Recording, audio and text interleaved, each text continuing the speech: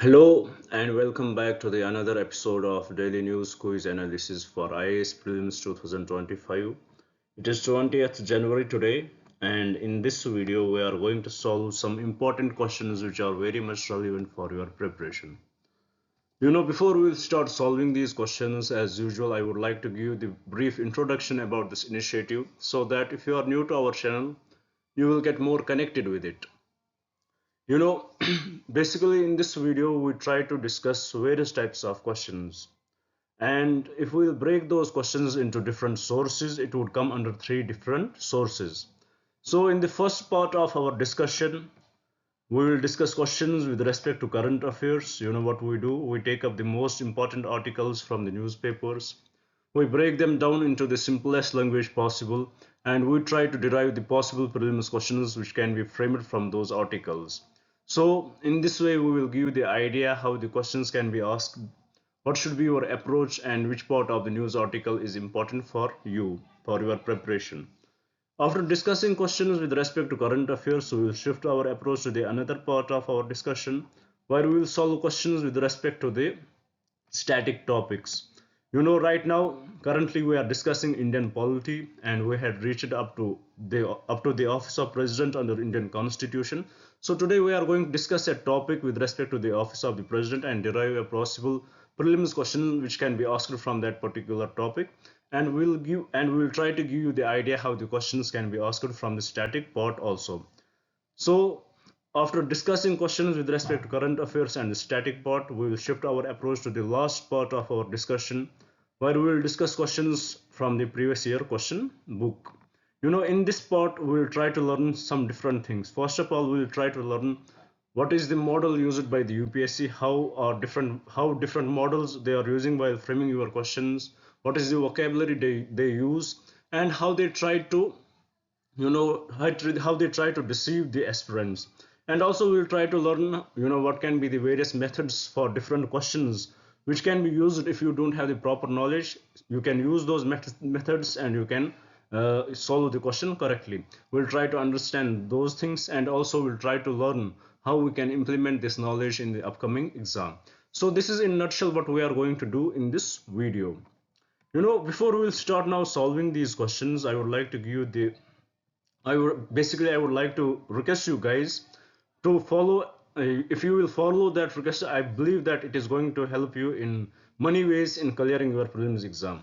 And that is, if you are watching this video, I hope if you are watching this video, you know what you should do. You should start writing these questions. Form your own question bank before your exams are there. It is going to help you in many ways. For example, I'm talking about the month of May, when only few days are left with you for your preparation.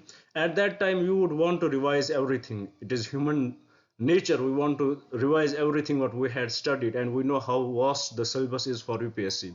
It is practically impossible to do so. But if you have these questions with you, if you would have developed your own question bank, through these questions, what you will do, you would just revise these questions. These questions would definitely connect you with the current affairs of the year. It will connect you with the static part. It will give you the analysis of previous year questions. And trust me, it is going to boost your confidence before entering the exam hall. And that is the most important thing which you should have. You don't want to be underconfident in the exam hall. Second thing, as we discussed what are the sources of our questions, there are chances that many questions which the UPSC examiner is going to ask you, maybe they will coincide with these questions. If not the questions, at least the statements can coincide. Suppose if not the statements either, but trust me, these are the concepts which they are going to ask you, and if you have the last mile revision for these concepts, it is going to help you in many ways. So for you guys being on the safer side, I would recommend you guys to note down these questions, develop your own question bank, and revise it before your exams are there. So with this, I would like to request you one last thing, that is, please do subscribe the channel. When you subscribe, it helps the channel grow. Please hit the like button if you like the videos. Please share it with your friends so that they may also get benefited from this initiative. And please do write in the comments what do you feel about the video, what else should we bring for you guys. With this, let's have a look at the first question which we had brought today. You can see here on the screen, the question is basically about the blockchain technology. Now you can ask me a question, sir. There was no direct mention of the blockchain technology in the newspaper today, why we had brought this. There was no separate article on the blockchain technology. So why we had brought this? What was the reason? Blockchain technology. What was the reason for that? The reason for this is, there was an article in the newspaper which basically talks about how the try and the government is combating spam calls. How they try, how try and government is combating spam calls. Right now, if you are using your phones, we get often disturbed by these spam calls. You will get calls from anywhere. Either they would be asking for your OTPs. You don't know whether it is the legitimate source or it is somebody trying to scam you. So there are these issues, and the government is working over this. It has been working over this from the from the time when they brought up the telecom regulatory authority of India. From the day they brought this try, they are working over this issue, over these spam calls. Basically here we will understand, first of all, what do we understand through this topic? We will understand the applications of blockchain technology. Second, we will understand about the try, a little bit static with respect to that, when it was brought in, what is its mandate, and we will understand what are the issues which are coming with respect to these blockchain, with respect to these spam calls, and we will try to understand what the government has done since years to combat this issue. First of all, about the blockchain technology, you would have often, whenever you would hear about the blockchain technology, you would definitely, you would definitely, you would definitely connect it with the bitcoins. You would definitely connect it with the crypto coins. It has vast applications. It had applications over transactions. It had applications over vast areas. Everywhere we can see, presently everywhere where we see, it has its applications there. So with respect to this, why we are discussing blockchain, because it is the time when the TRAI, that is Telecom Regulatory Authority of India, is trying to invest blockchain technology in curbing the spam calls. So it is the TRAI which is trying to invest, which is trying to implement blockchain technology to curb this spam calls. So this is why we are discussing blockchain technology here. So here, through this question, we will understand what this blockchain technology is, and after that, with respect to same topic, we will understand other few concepts on other slides. So here, let's get the basic idea about the blockchain technology. Here the question says, with reference to blockchain technology, which of the following statements are correct?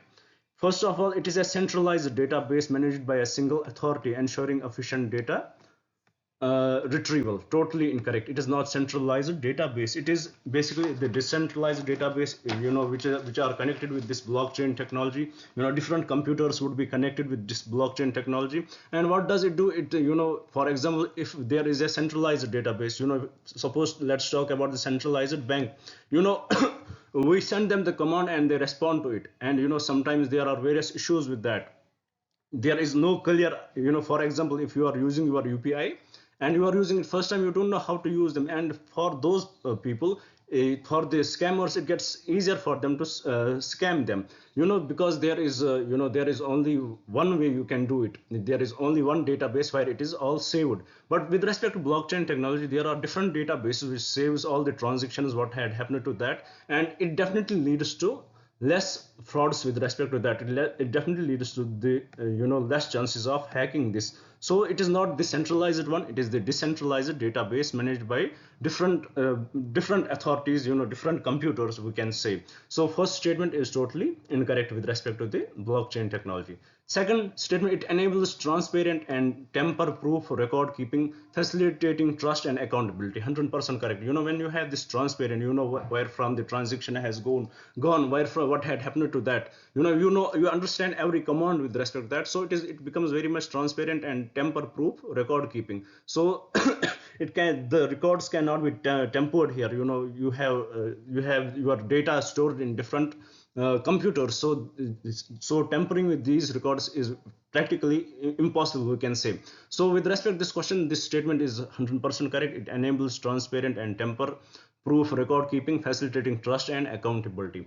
Third, it finds applications in diverse sectors such as supply chain management, digital identity, and financial transaction is 100% correct. Here the issue of digital identity which we are understanding here with respect to the try, why it is going to use it, because it will give us the idea, it will give us the proper idea who are calling us. So why so here we understood about the blockchain technology.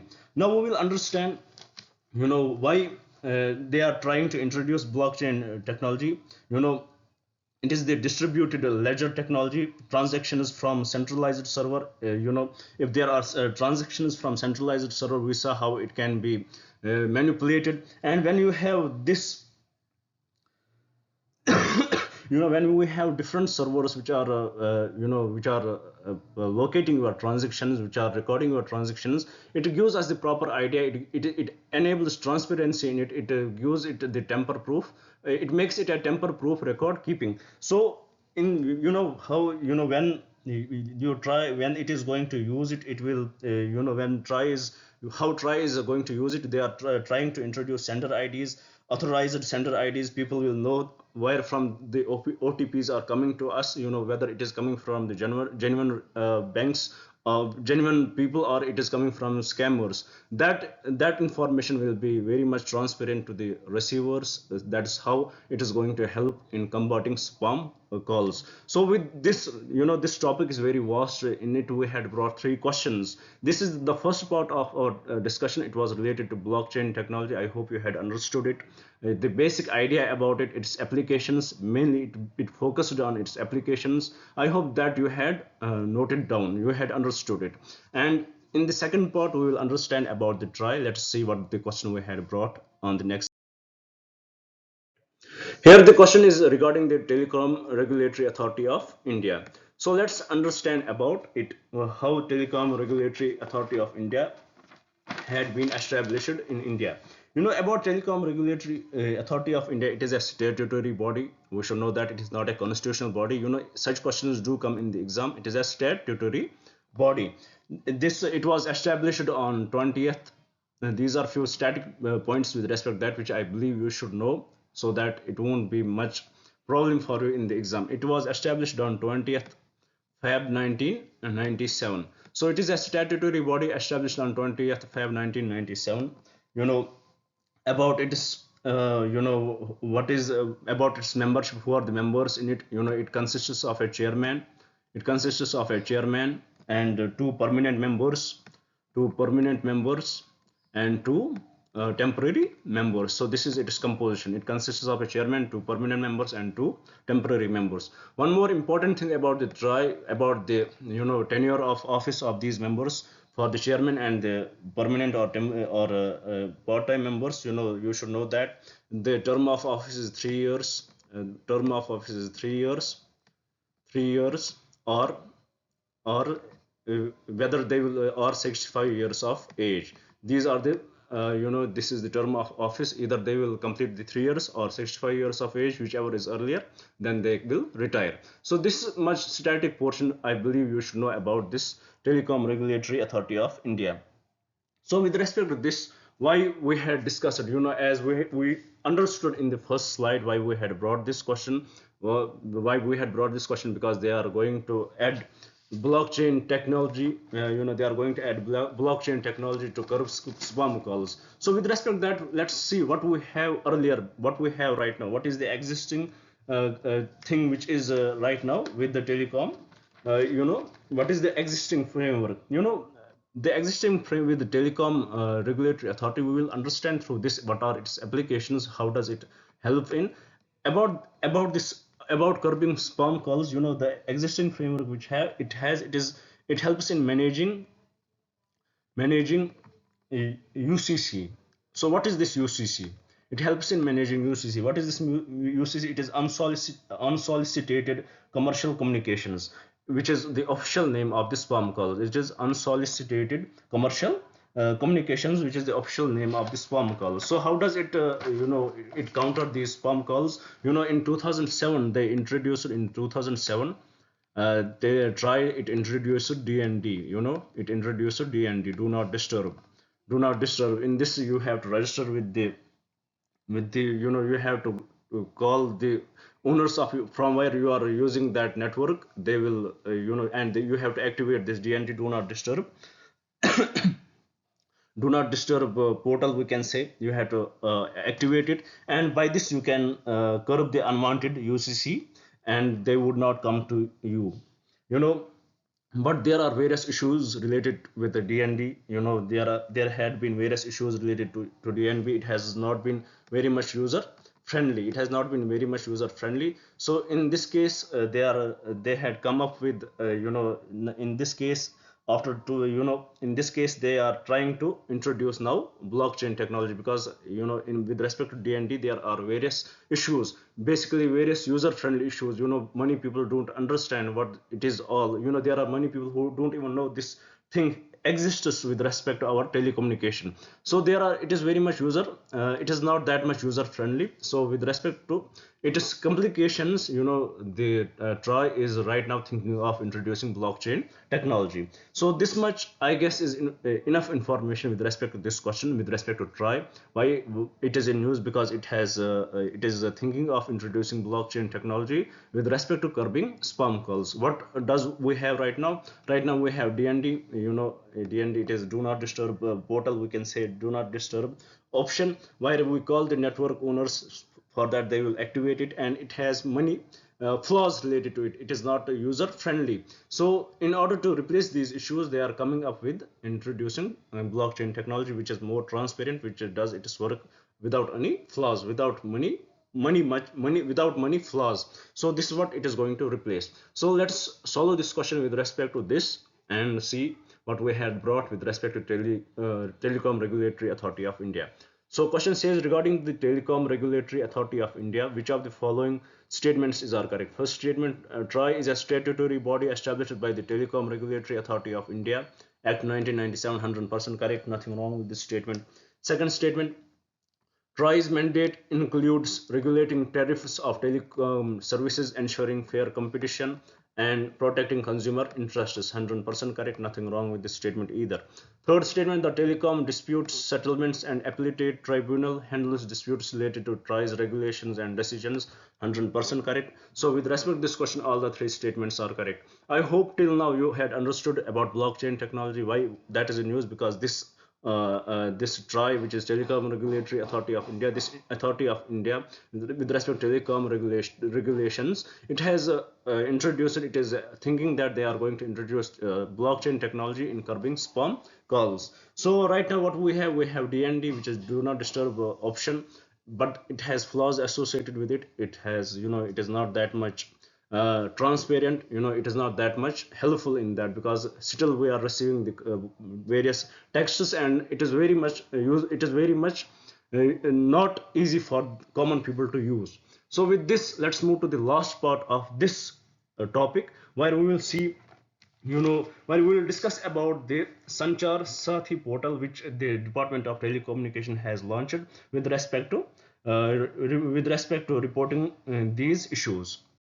Here the question, last part of this topic, here the question is about the Sanchar Sathi portal. Let's understand what this is. Here the question says, with reference to Sanchar Sathi portal, which of the following statements are correct? First statement, it is an initiative of Ministry of Electronics. Totally correct. Incorrect, sorry. It is not the initiative of Ministry of Electronics, but Ministry of Commerce. Ministry of Commerce. So this statement is incorrect. Aimed at promoting digital literacy in rural areas. Totally incorrect. Totally absurd statement. Second statement, it allows users to check the numbers of mobile connections registered in their name and report any unauthorized connections. 100% correct. Third statement, it provides a mechanism for blocking lost or stolen mobile phones and tracing them. 100% correct. So with respect to this question, these two, statement 2 and statement 3 is correct. So about the Sanchar portal, we should know that it is under the Ministry of Commerce, not under the Ministry of Electronics and Information. In this Sanchar portal, it has a reporting site, which I believe you should know, and that reporting site where you can report is named as Chaksu, CHAKSU. Chaksu, please know about this reporting site which this Sanchar portal has. So with this, we complete the first topic of today's discussion about the TRAI, how it is thinking of introducing blockchain technology with respect to curbing spam calls, what we have right now, and about Sanchar Sathi portal. With this, let's move to the another question and see what we had brought on the next slide. Here, the question is with respect to the National Company Law Tribunal and the National Company Law Appellate Tribunal. So let's solve the question first here, and then we will discuss what was the reason why we had brought this question today. Basically, the reason for that was the article in the newspaper which talked about requesting insolvency resolutions. What are the various issues coming in the bankruptcy code? Even right now, for a company to open a company is much easier than to close it.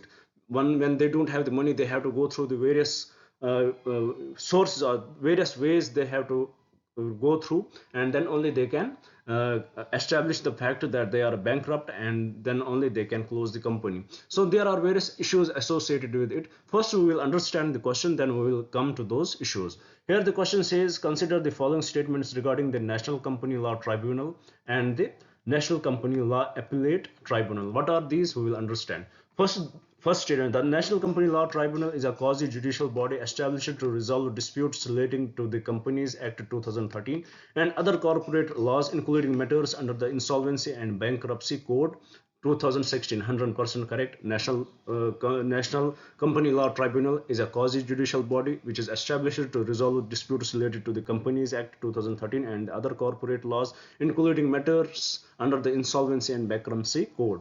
100% correct. Second statement, NCLAT functions as an appellate authority hearing appeals against the orders of NCLT. 100% true. The National Company Law Appellate Tribunal functions as an appellate authority hearing appeals against the orders of the NCLT. It hears appeals against the orders of the NCLT and is the final authority in matters related to the Companies Act 2013 and IBC 2016. Here it is little bit incorrect. Even though it hears appeals against the orders of NCLT, but it is not the final authority. You still can go to the Supreme Court after that. So this statement is temporarily incorrect. Third statement, it says both the NCLT and NCLAT, that is National Company Law Tribunal, and the National Company Law Appellate Tribunal, are constituted under the Companies Act 2013 and are independent of each other in their functioning and jurisdiction. 100% correct. They are independent of each other and in functioning and jurisdiction. So now here you can ask me a question. With respect to this question, what are the correct statements? First, statement 1 and statement 3. Option B is the correct option. So you can ask me a question, sir, why we had brought this question? Because there are issues with respect to IBC. Under IBC 2016, Insolvency and Bankruptcy Code, if you are a bigger firm and you are not able to pay the money, you are not doing good business, then your issues should be sorted out in 180 days. In 180 days, or it can be increased till this number can be increased more than we can say 90 days. And for the smaller companies, if you are the smaller company, smaller firm, your issues of bankruptcy, IBC should be, bankruptcy should be sorted out in 90 days, and it can be further increased for when you request to the authorities to the 45 days. So this is the time limit which was initially given, but unfortunately it is not what is followed. It is not happening that much quickly. Why? Because there are various issues related to these. These National Company Law Tribunal and National Company Law Appellate Tribunal, these are the, in a way we can say, these are the deciding authorities about the bankruptcy. And once it is not achieved in 180 days, it is going way beyond that. So there are definitely issues. The cases are piling up. So here in this article, the author here wanted us to know what are the various issues associated with this, that even though we have IBC 2016, we have these companies acts, we have all these legislations, but unfortunately we are not able to achieve the target which we should have achieved. The main reason for that is what the author here suggests. First, there is overburden, double burden, or we can say overburden, double burden, because these, we saw in this question itself that National Company Law Tribunal and National Company Law Appellate Tribunal, they are not only taking cases, they are not only related to the bankruptcy code, IBC, they are not only related to insolvency and bankruptcy code, but at the same time they are very much in relation with the Companies Act. So there are huge piling of the cases, and it does take huge time in clearing the issues. Second thing which the author here suggested, that even the Supreme Court suggested it, that the people who are in the tribunal, the judges, or we can say judges who are in the tribunals, who are giving these decisions, who are hearing these cases, they lack the domain knowledge. They don't have the domain knowledge. They don't have the economic knowledge. They lack the domain knowledge, and because of that, it takes much time for them to come to any conclusion.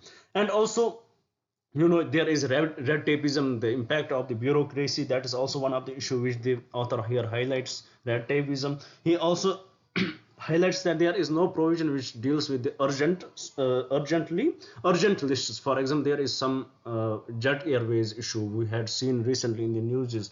There is no there with respect to that jet airways issues, that Supreme Court told that there are certain issues, certain drawbacks associated with these NCLAT and NCLT, that they lack the people who have the domain knowledge. And with respect to that, we had also seen there is no procedure to urgently list any proceeding. There is no procedure established under this act, under these under the provisions of the NCLT or NCLAT. So no case can be taken urgently. They will pile up and it would go in order.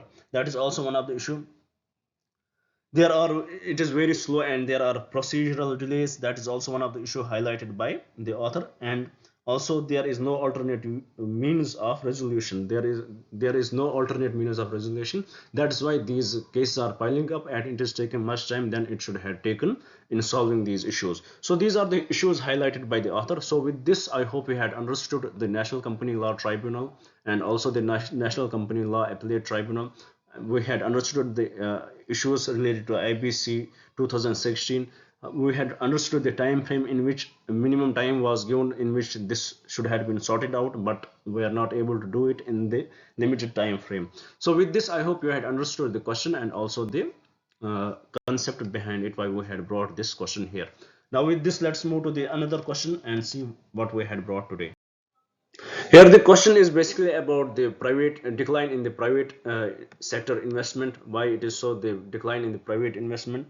There are various issues which are highlighted. Why actually we are taking this in today's discussion, because there was an article which talked about the poor demand hits investment by private sector in quarter three. In quarter three, there is poor demand. If we would compare it, what is the government investment, we can say it has increased to 22.7%, and from the private sector, we can say private investment, it is only 3.29%. So there is huge difference in that. And what are the various reasons? We had discussed this topic many times, and here we had brought some reasons, and we will see what are these.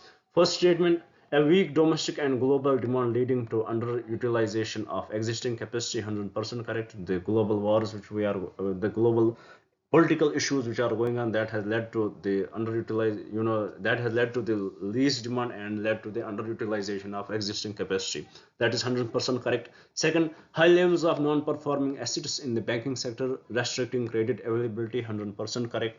Third, policy uncertainty and regulatory hurdles creating an unfavorable investment climate. 100% correct.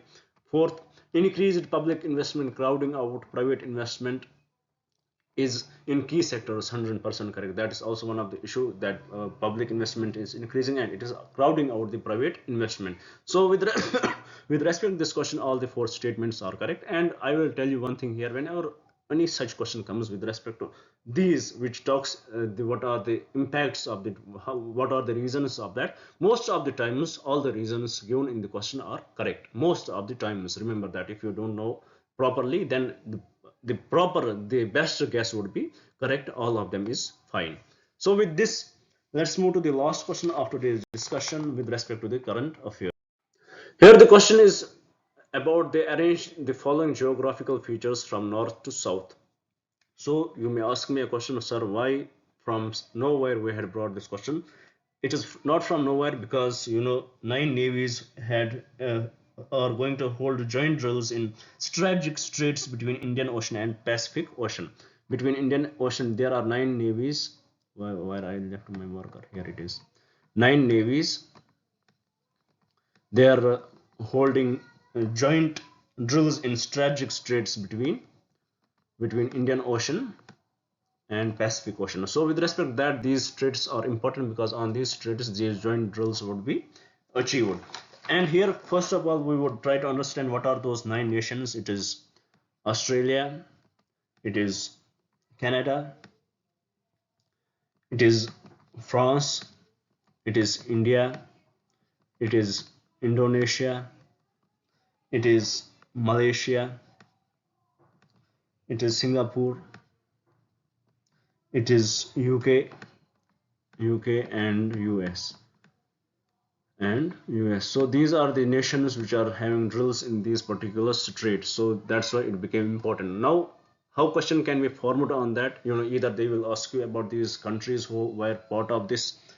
So we know it here from this question, and also they may ask you as they were in the news, they will tell you what is the geographical, what arrange the following geographical features from north to south, what is their chronology in terms of the direction from north to south. So it becomes important for us. The first thing, what is the correct answer to this? It is option 1, 2, 3, that is A, B and C is the correct option. Why? Because this Malacca is between Malay Peninsula and Indonesia, Malay Peninsula and Indonesia. Then after that it is Sunda Strait. It is between Java and Sumatra. It is between Java and Sumatra. And then it is Lombok Strait. It is between Bali and Lombok. It is between Bali and Lombok. So this is the correct sequence. The first one would from north south, it would be Strait of Malacca, then Sunda Strait and Lombok Strait. So with this I hope we had done our discussion very briefly. I hope you had understood every concept related to the current affairs. I hope there is no confusion left. If there is any, please do write in the comments. I would try my best to clear that. With this, let us shift to the next part of our discussion, where we will solve a static based topic question. Let us see what we had brought today. Currently we are discussing the Indian president. We discussed it is his office. We discussed how he is similar to the how he is in a way similar to the monarch of Britain, but how he is different because of the election, as we have the elected president and he is elected independently, the electoral college, we had discussed about that, and about monarch, he is the hereditary. So we discussed that what are the issues whenever there is issue with respect to election of the president, how it would be dealt. We discussed about the single transferable vote. We discussed in our previous class, we discussed about the qualification under article 58. Now today we are going to discuss the term of office of the president. What is the term of the office of the president?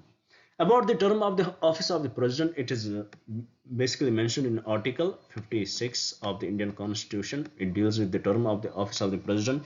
He says the president holds office for a term of 5 years. Holds office for the term of 5 years. In last class we discussed what is the criteria for a person to be an Indian president, that is qualification. And in today's discussion we are discussing his term of office. It is 5 years from the date on which he enters upon his office. From the date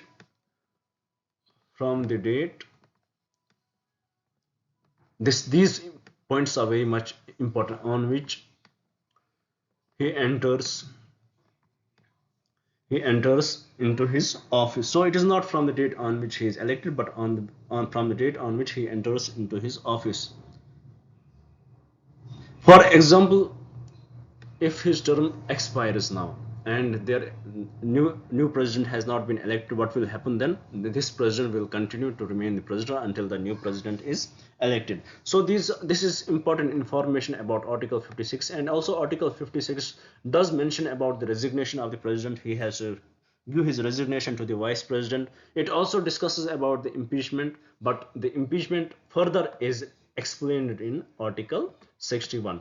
Article 56 does talk about the impeachment of the president. He can be impeached if he goes against constitution, but further how it is done, it is mentioned in article 61. So with this I hope you had understood about it. And about article 57, what does it deal with? It talks about the reappointment, that president can be reappointed. So with this I hope you had got the basic introduction about the term of office, and about the term of office, about his impeachment with respect to article 56, how does it deal with it, and also about his re-election. Now let's solve this question and get more idea about it in a best way possible.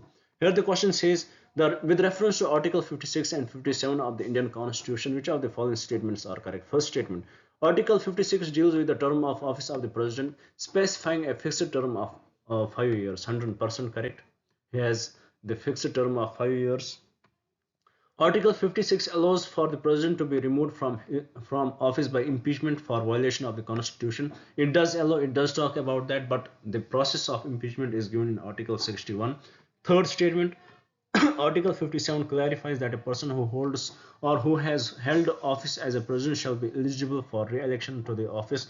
100% correct. So with respect to this question, all the three statements are correct. The correct option would be option 1, option 2 and option 3. With this, we complete today's discussion with static topic of today's. Also, we discussed the question, how the question can be asked with respect to the term of office. So in this way, the question can be asked. So with this, let's move to the last part of our discussion, where we'll see what was the previous year question which we had brought today. Before we'll solve this question, it is very simple. Even if you have the basic knowledge about the planets in our solar system, you will solve it. Even a person with a very basic knowledge, class 7 student, can answer this. See how much easier questions sometimes UPSC can ask. And here you have to understand that trust your knowledge. It is not always they are going to ask you the difficult question. There is not always they have planned to make you uncomfortable. They will deliberately add these easy questions so that you will get confused that how can UPSC ask us such questions. So sometimes you have to accept your strength, you have to trust your knowledge. So here, with respect to this question, first I will try to give introduction how much we had completed till now. We had complete questions with respect to ancient history, we had completed questions with respect to medieval history, with respect to modern, with respect to Indian struggle of freedom, and right now we are discussing the physical geography related questions, and this question was asked in 2003.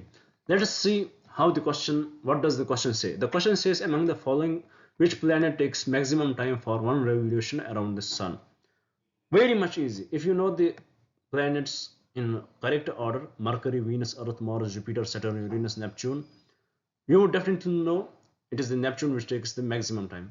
But here the planets are given, so let us see which one comes the last, that which one has the bigger orbit, that will be the larger orbit, that will take the maximum time. Here it is definitely the Jupiter which comes after Mercury, which comes after Mars, which comes after Venus. It is Jupiter which will take the maximum time.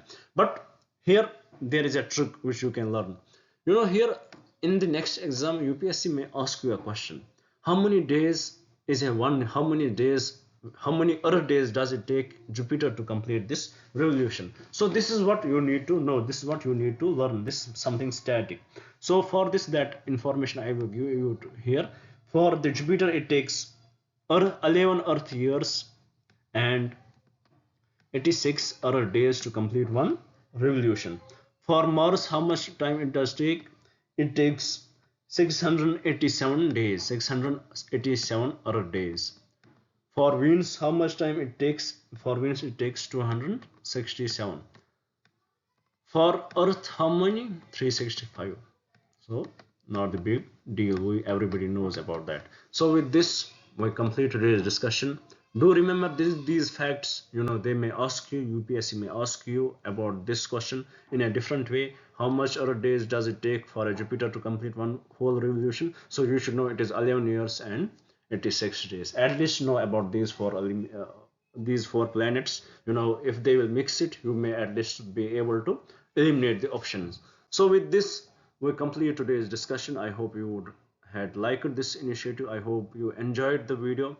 I hope you would share it with your friends, and I definitely hope you would like the video and comment on it. So with this, I would like to thank you guys. Thank you very much for being with me, for trusting this initiative. I hope every good happens to you guys. Thank you. And best of luck.